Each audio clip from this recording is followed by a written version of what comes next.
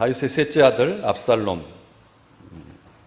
14장 25절 말씀 앞쪽으로 가보시면 온 이스라엘 가운데서 그와 같이 아름다움으로 크게 칭찬받는 자가 없었으니 그는 발바닥부터 정수리까지 흠이 없음이라 할 정도로 외모가 출중했던 사람입니다.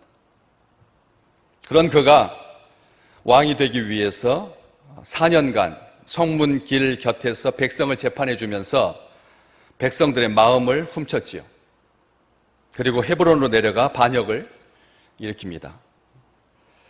그의 반역은 아히도벨이라고 하는 사람의 합류로 결정적인 계기를 맞게 되지요. 길로 출신 아히도벨, 예루살렘에서 한 4~5리 정도 떨어져 있는 그런 가까이 있는 그런 동네 길로라고 하는 지역 출신의 아히도벨은 지략가이고 모사였습니다. 지혜로운 사람이었죠. 그가 내리는 판단은 지혜롭고 정확했습니다. 다윗은 크고 작은 일이 있을 때마다 그에게 지혜를 구했습니다. 그때마다 아히도벨의 지혜는 혀를 내두를 만큼 지혜로웠습니다.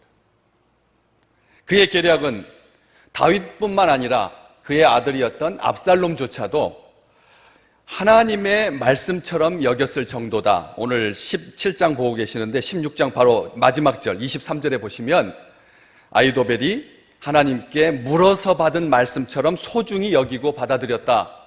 성경은 그렇게 기록하고 있습니다. 아히도벨의 지혜를 하나님으로부터 받은 말씀처럼 다윗과 압살롬이 귀하게 여기고 그리고 소중하게 받아들였다라는 뜻입니다. 아히도벨은 압살롬의 편에 서게 됩니다. 다윗을 떠나서 다윗을 배반하고 압살롬의 편에 서서 오늘 그 17장은 아히도벨이 압살롬에게 한 말입니다. 내가 사람 12,000명을 택하게 하시면 오늘 밤에 내가 일어나 다윗의 뒤를 추적하여 내가 다윗 왕만 쳐 죽이고 모든 백성이 당신에게 돌아오게 하리니 모든 사람이 돌아오기는 왕이 찾는 이 사람에게 달렸습니다. 2절과 3절에 말을 딱 들어보니까 어떤 느낌이 드십니까? 아히도벨의 말인데 계략인데 보시면 내가라고 하는 말을 빈번하게 사용하고 있는 것을 보게 되죠. 내가 사람 12,000명을 택하게 하시라고. 군사를 모집할 때 사람을 내가 선택할 수 있는 그런 권위를 주시라. 내가 선택하고 오늘 밤에 내가 일어나서 다윗 왕이라고도 하지 않습니다. 다윗의 뒤를 추적하여 아버지인데 압살롬의 아버지인데 현 왕인데 내가 다윗의 뒤를 추적하여 그 다음에 내가 다윗 왕만 그 다음에 이제 왕이라고 말하고 있는데 다윗 왕만 쳐 죽인다. 이 쳐 죽이다라고 하는 표현이 일반 사람에게도 잘 안 쓰는 그런 표현인데 쳐 죽인다라고 하는 표현을 씁니다. 그냥 죽이면 이런 말도 충분히 맞는 말인데 일부러 아주 자극적으로 쳐 죽이다라고 하는 말을 쓰고 있고 그러면 모든 백성이 당신에게 돌아올 것이다. 왕에게라고 하지 않고 임금에게라고 하지 않고 당신이라고 호칭을 당신이라고 말합니다. 그러면서 모든 사람이 돌아오기는 왕이 찾는 이 사람, 자기 자신을 다윗 왕이 찾는 이 사람이다. 다윗 왕이 찾고 있는 이 사람이다. 왕이 찾을 만큼 왕이 나를 즐겁게 찾고 나를 어려운 상황 속에서 내 지혜를 빌렸으니까 다급할 때니까 왕이 나를 찾고 있을 텐데 왕이 찾는 이 사람에게 달렸다. 말 자체가 언뜻 봐도 굉장히 교만하고 거만해 보이기까지 하는 그런 말입니다. 말을 요약하자면 쇠는 달궜을 때 쳐야 하듯이 이때가 절호의 기회라는 거죠. 상대방의 약점을 간파하고 있고 다윗 한 사람만 잡으면 다윗을 따르는 모든 사람을 그냥 거저 얻을 수 있습니다. 굳이 여러 사람 죽일 필요도 없이 다윗 왕만 딱 쳐 죽이면 그를 따르는 모든 사람이 이제는 대세가 압살롬에게 기울었구나 이렇게 생각해서 무혈입성하게 될 것입니다. 피 하나도 흘리지 아니하고 이 전쟁을 승리할 수 있을 것입니다. 압살롬을 위험에 노출시키지도 않으면서 신속하게 모든 일을 마무리할 수 있다라고는 효과적이고 굉장히 좋은 치밀한 그런 전략인 거죠. 그래서 오늘 본문 말씀에도 이 아히도벨의 좋은 계략이라고 마지막 14절 말씀에 아히도벨의 좋은 계략이다. 하나님이 보시기에도 혀를 내두를 만큼 아주 탁월한 그런 계략이다. 이렇게 말합니다. 그런데 이 압살롬이 그 좋은 계략, 심지어는 4절 말씀에 보면 압살롬과 이스라엘의 장로들이 다 그 말을 옳게 여기더라. 민족의 지도자들이 압살롬을 따르는 사람들의 그 장로들이, 원로들이 이 아히도벨의 계략을 옳게 여겼다. 이렇게 기록하고 있습니다. 그런데 압살롬이 그렇다면 그대로 시행하라고 하면 될 텐데 그렇지 아니하고 5절 말씀해 보면 아렉 사람 후세도 한번 불러보자. 우리가 이제 그의 말도 듣자. 이렇게 말합니다. 아히도벨의 계략은 탁월하지만 한 사람만 말을 듣고 나갔다가 또 안 좋은 일이 발생하면, 일이 틀어지게 되면 그럼 우습게 되니까 그런 것을 사전에 방지하기 위해서 후세라고 하는 사람의 말도 한번 들어보자. 아히도벨과 후세, 이 두 사람은 필적할 만큼 지략가였습니다. 그렇기 때문에 압살롬은 이 후세가 어떤 사람인지 알고 있거든요. 16장에 보면 이 후세가 다윗의 친구다라고 그렇게 기록되어 있습니다. 16장 16절에 다윗의 친구다, 아버지의 친구라고 하는 것을 어렸을 때부터 지켜봐왔습니다. 그렇기 때문에 이 후세 얼마나 머리가 영리한지, 얼마나 지략이 출중한지 잘 알고 있었기 때문에 그의 말도 듣기를 원했던 거죠. 비록 지금은 다윗을 배반하고 자기에게 붙어서 이 배반자, 아히도벨도 마찬가지고요. 다윗의 모략가였는데, 후세도 다윗의 지략가였는데, 둘 다 아버지를 버리고 자기한테 와 있으니까 자기는 좋겠지만 어쨌든 성향이 기회가 바뀌면 이렇게 마음을 배반하는 그런 사람이라고 하는 것 때문에 별로 신뢰가 가지 않게 된 거죠. 그런데 이유가 있습니다. 후세가 울면서 자기에게 저를 데려가 달라고 했지만 다윗이 딱 끊고, 아니다, 너는 위장 전향을 해서 압살롬에게 가서 예루살렘 국내의 사정을 나에게 알려다오 하면서 스파이처럼 심어놓은 사람이거든요. 그렇기 때문에 이 후세, 정확하게 말했을 것 같지는 않습니다. 벌써 그렇죠. 이 스파이니까, 이 압살롬을 무너뜨릴 계략을 세우는 사람이니까.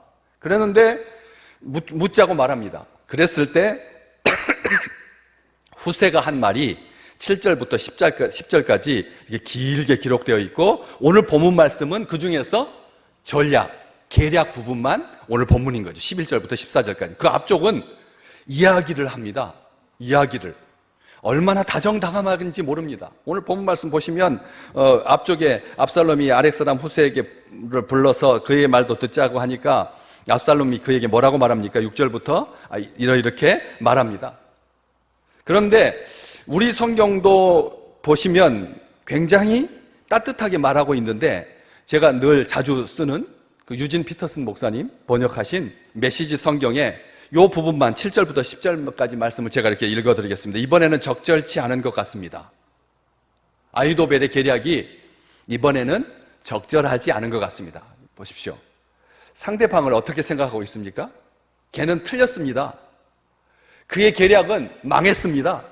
그의 말은 들을 필요도 없습니다. 이렇게 말하지 아니하고 이번에는 적절하지 않은 것 같습니다.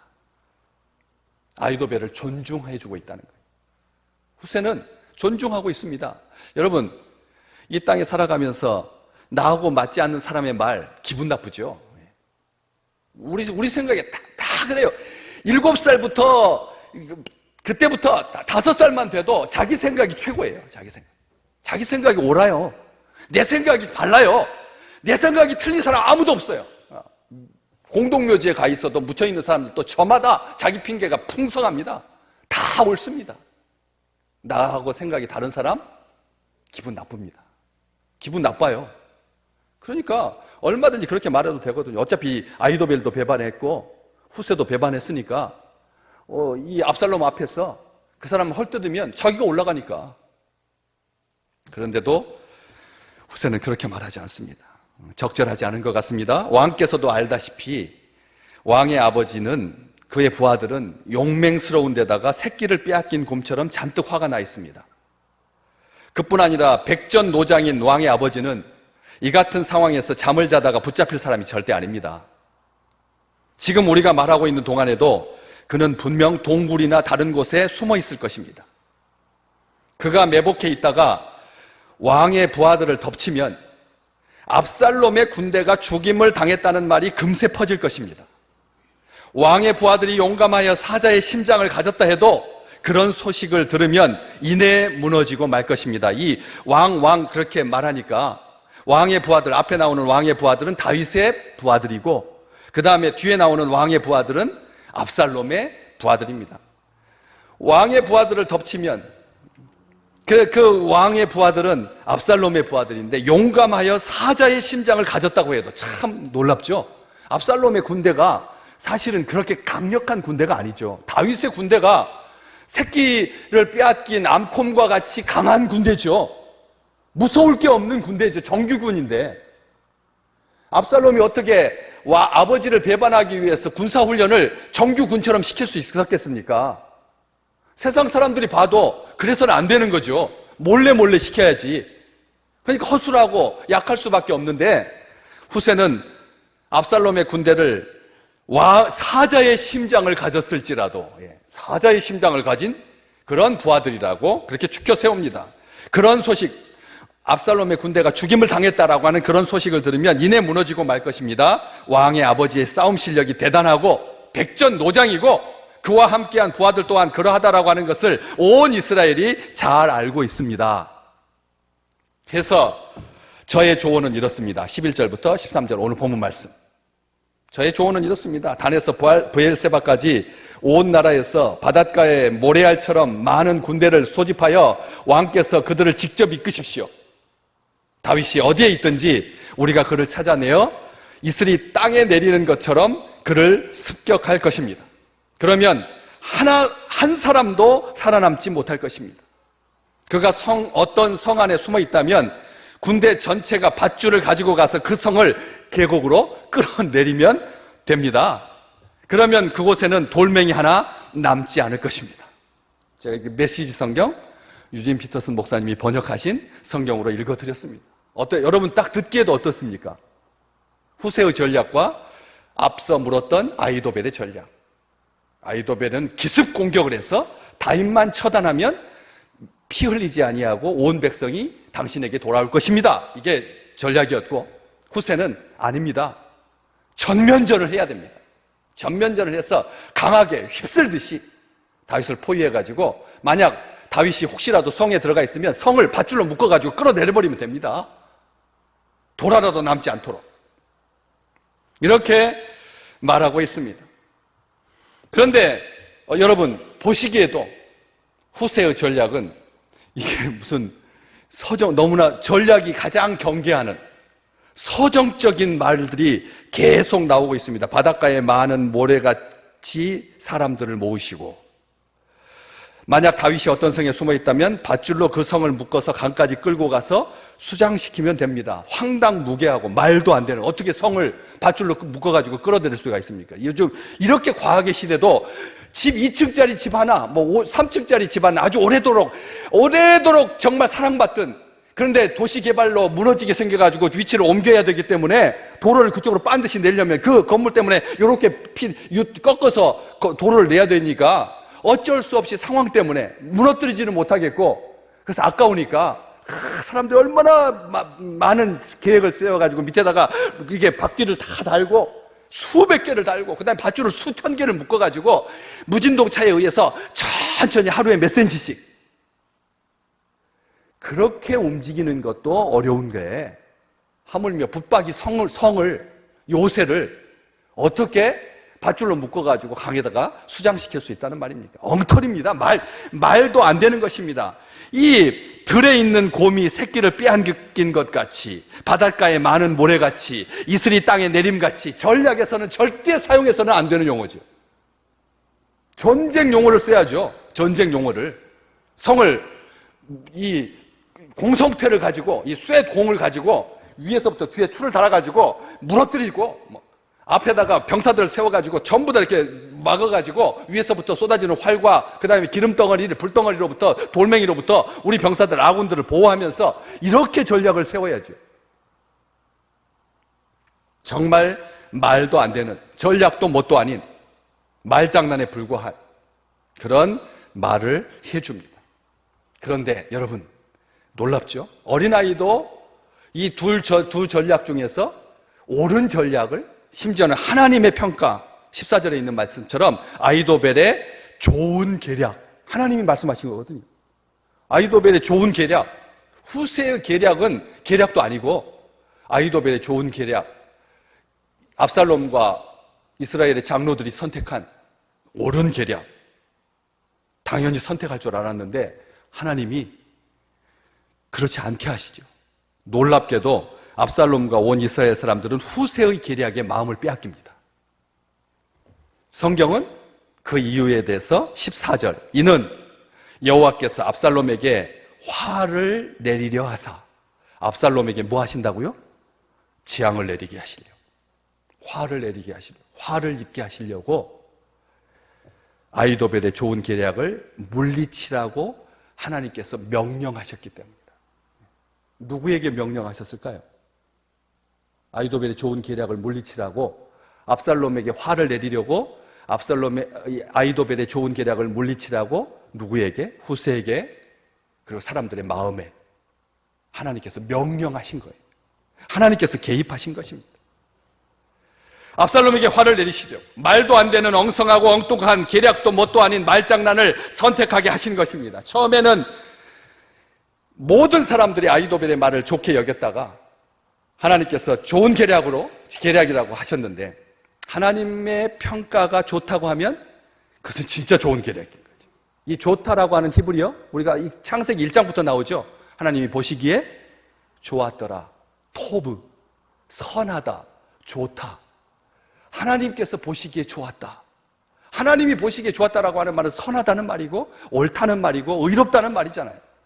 그렇기 때문에 이 아이도벨의 계략은 하나님이 보시기에 좋았습니다. 하나님의 평가입니다. 하나님이 좋다고 하면 진짜 좋은 겁니다. 완전하게 좋은 거죠. 인간의 계략 중에서 하나님으로부터 이러한 평가를 받을 만한 계략이 과연 몇이나 있었겠습니까? 인류 전체의 역사 속에서 하나님께서 참 좋은 계략이다, 이렇게 평가해 준 계략이, 여러분 역사 속에서 보셨어요? 하나님께서 그 계략 좋은 계략이라고 말해줘. 성경에다가 하나님께서 이 사람 아이도벨의 계략이 좋다라고 말씀해 주셨습니다. 완전한 전략입니다. 최고라는 말입니다. 훌륭하다는 말입니다. 실질적이고 치밀하고 제대로 된 그런 전략이라고 하는 말이죠. 그런데 거기에 마음을 빼앗기지 마십시오.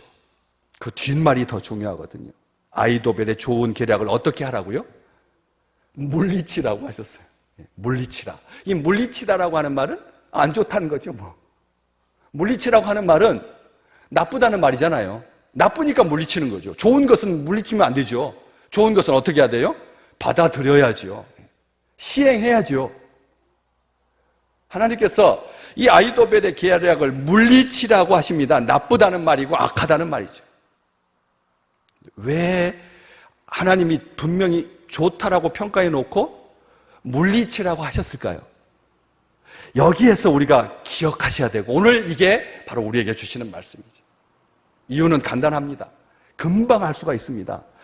조금 16장에 다 나와 있습니다. 16장 앞장에 다 나와 있는데, 아이도벨은 다윗을 배반하고 압살롬에게 가서 온 이스라엘 무리의 눈앞에서 압살롬에게 무슨 짓을 시키냐면, 다윗의 후궁들을 옥상 정원에서 백성들이 다 쳐다보고 있는 그런 백주 대낮에 범하라고, 동침하라. 후궁들과 10명이 넘는 후궁들과 동침하라고 그렇게 부추긴 사람입니다. 이 아히도벨이 압살롬에게 먼저 말했던 것이 바로 그게 전략이었어요. 왜 그런 짓을 시켰을까요? 압살롬이 다윗과는 이제는 돌이킬 수 없는 관계가 되었다라고 하는 것을, 아버지의 첩들을 범했으니 다시는 아버지하고 화해할 수가 없다라고 하는 것을 사람들에게 알리려고, 이제는 옛 시대로 돌아갈 수 없다. 이제는 대세는 압살롬이다. 다윗은 자기의 부인들조차도 지키지 못했으니까 이제 봐라, 이제는 압살롬이 왕이다 하면서 많은 사람들에게 압살롬 세력을 결속시키기 위해서 더 이상 다윗을 기대하지 못하게, 다윗에 대해서 포기하게 하려고 그런 술수를, 그런 계략을 쓴 것입니다. 그렇으니 겉으로 보기에는 좋았지만 그 심중에는 악한 생각이 있었는데, 그 악한 생각의 이유가 뭐냐? 표면적으로는 압살롬의 세력을 규합하고 다윗 세대로 돌이키지 못하게 하려고 하는 그런 쿠데타 세력의 편에 서서 계략을 그렇게 이 압살롬 쪽으로 유리하게 하는 것은 당연한데 왜 그랬느냐는 거죠. 조금 더 거슬러 보면 알 수가 있는데, 이 아히도벨의 아들 중에 아들이 이름이 뭐냐면 엘리암입니다. 아히도벨의 아들이 엘리암인데, 그 엘리암은 다윗의 30인 용사 중에 한 사람입니다. 고급 지휘관이었다는 거예요. 30인 용사, 이 3명의 용사가 있고 그 다음에 30인 용사가 있거든요. 다윗의 3명의 용사는 군사령관들이고 그 밑에 30명의 용사들은 군 지휘관들입니다. 그것도 그냥 보통 지휘관이 아니라 30용사, 탁월한 명성을 가진 싸움에 아주 능한 최고의 군 전문가들, 그 30명의 용사였습니다. 11장 3절에 기록되어 있습니다. 11장 3절에 기록되어 있습니다. 그 용사였는데, 그래서 그렇게 보면 부자가 다윗의 신임을 얻은 거죠. 아버지는 지략가로 다윗의 모사가 되었고, 아들은 군사령관으로 30인 용사 가운데 하나니까 부자가 다윗에게 인정받은, 신임받은 그런 사람입니다. 당연히 다윗에게 절대 충성해야 할 그런 사람인 거죠. 아버지와 아들이 다 왕에게 쓰임받았으니까. 그런데 문제는 23장, 사도행전 사무엘하 뒤에 23장으로 넘어가 보면 그 엘리암의 딸 이름이 나옵니다. 엘리암의 딸이 누군 줄 아십니까? 바로 밧세바입니다. 밧세바인 겁니다. 이제 그림이 그려지세요? 다시 말하면 밧세바의 아버지는 엘리암이고 엘리암의 아버지는 아히도벨이. 밧세바는 아히도벨의 손녀 딸인 겁니다. 밧세바는 아히도벨의 손녀입니다. 그리고 그의 다윗에 의해서 죽임당한 밧세바의 남편 우리아는 아히도벨의 손녀 사위입니다. 옥상에서 대낮에 몰래 밧세바와 간음했던 그 다윗의 범죄를 하나님께서 압살롬을 통해서, 아히도벨을 통해서 온 천하에 드러내신 겁니다. 아멘, 아멘, 아멘. 하나님은 무조건 다윗의 편이 아닙니다. 무조건 다윗의 편이 아니라니까요. 죄 지었을 때 그 죄를 끝까지 이렇게 다시 말하면 그 옥상은 다윗의 범죄가 시작되었던 장소였다는 것이죠. 놀랍지 않습니까? 그 노련한 모략가 모사 아히도벨이 마음속에 다윗에 대한 이 적개심으로, 불타는 적개심으로 사람을 살리는 것이 아니라 죽이는 위험하고 해로운 악한 지혜였다는 것이죠. 겉으로 보기에는 사람이 하나님께 물어서 받은 말씀과 같았지만 실상은 하나님을 떠난 악한 영에 사로잡힌 인간의 계략에 불과했다는 것입니다. 다윗에 대한 그의 모든 충성이 위선과 거짓이었다라고 하는 것을 알 수가 있는 것이죠. 그래서 다윗은 나중에 시편 62편 4절에서 5절에 이렇게 고백하지요. 그들이 그를 그의 높은 자리에서 떨어뜨리기만 꾀하고 거짓을 즐겨하니 입으로는 축복이요 속으로는 저주로다. 셀라. 나의 영혼아 잠잠히 하나님만 바라라. 물은 나의 소망이 그로부터 나오는도다. 다윗이 그럴 수밖에 없었던 거예요. 설마 밧세바의 할아버지가 조사를 안 했을까요? 조사를 안 했나 봐요. 죄 때문에 눈이 어두워져서 귀가 둔해져서 마음이 완악해져서 조사를 안 했나 봐요. 그러니까 그 사람을 최측근으로 그렇게 그 밧세바의 아버지가 엘리암이라고 하는 것을 다윗이 몰랐을까요? 아마 호기로 에이 뭐 이런 것쯤이야 내가 능히 이길 수 있다 하고 군사령관 중에 30명 중에 한 명으로 엘리암을 뽑았을 수도 있습니다. 그렇지만 어쨌든 이 속에서 다윗은 자기의 죄가 드러나게 된 것이죠. 좋은 계획이 좋은 결과를 맺으려면 반드시 하나님께서 도와주셔야만 하는 것이죠. 시편 127편 1절 여호와께서 집을 세우지 아니하시면 세우는 자의 수고가 헛되고 여호와께서 성을 지키지 아니하시면 지키는 자의 수고가 깨어있음이 헛되도다 했던 것처럼 하나님께서는 아이도벨의 모략을 어리석게 해달라고 하는 다윗의 기도에 응답하셨습니다. 15장 31절에 앞쪽으로 쭉 가시면 15장 31절에 다윗이 그렇게 기도했어요. 아이도벨의 모략을 하나님 어리석게 해주십시오. 모략이라고 합니다. 모략. 다윗은 하나님께 기도할 때 아이도벨의 모략을 어둡게 해달라고 그렇게 기도했습니다. 그런데 하나님은 아이도벨의 좋은 계략이라고 말합니다. 모략과 계략. 다윗은 그래도 아이도벨을 나쁜 사람 취급하지 아니야. 모략이라고 하는 말은 하나님의 모략으로 쓰이는 말이거든요. 하나님의 계략이라고 하는 말 들어보셨어요? 안 쓰거든요. 그렇기 때문에 모략이라고 하는 말은 하나님께 쓰는 말이거든요. 그런데 아이도벨의 모략을 어둡게 해달라고 그렇게 기도했습니다. 기도를 이길 지혜는 없다는 말입니다. 기도를 이길 지혜는 없습니다. 고린도전서 1장 25절 하나님의 어리석음이 사람보다 지혜롭고 하나님의 약하심이 사람보다 강하니라 바울이 말했던 것처럼 하나님께 기도하고 하나님께 의탁했습니다. 아이도벨은 무서운 지략가였습니다. 기도하지 않고는 감당할 수 없는 사람인 거죠. 기도하지 않으면 이길 수 없는 사람입니다. 그러나 다윗을 지키시는 하나님보다 강할 수는 없는 거죠.